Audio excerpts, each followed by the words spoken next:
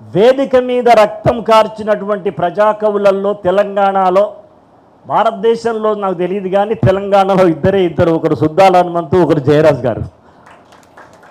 వేదిక పైనే నాన్న వేదిక మీద పాడుతుంటే రజాకారులు రౌడీలు వచ్చి రాళ్లు వేస్తే పక్కనున్న నాయకులతో పాటు ఆయనకు కూడా గాయమై బల్లబల్ల రక్తం గారుతుంటే ఆశువుగా ఒక పక్కనున్న ముసలమ్మ లేచి, వాళ్ళు కొట్టుడేంది మనం బడుడేందిరని అబ్బ దెబ్బకు దెబ్బ బెయ్య బై అని అనగానే రక్తం ఒకవైపు కారుతున్న బై దెబ్బకు దెబ్బ బెయ్య బై, ఎందుకు హత్యలు, ఎందుకు దోపిళ్ళు, ఎందుకు రక్తాలు, ఎందుకు ఎవడ నైజాం ముక్కోటులలో ఒక్కడు మిగిలిన దుఃఖము లేదురా, రక్కసుల తల లొక్కొక్క దెబ్బకి పక్కున పగలగా కుక్కల కొడుకులు తుక్కయిపోవగా అని పాడిన సుద్దాల హనుమంతు గాయపడుతూ గేయాన్ని ఆలపించినవాడు.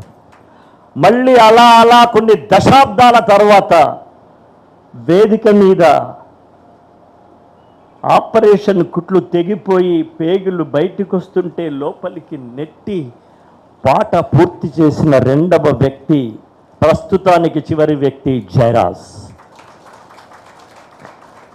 మృత్యుంజయరాజ్ అనే మాట ఏదో ప్రాస కోసం మాట్లాడాల నేను.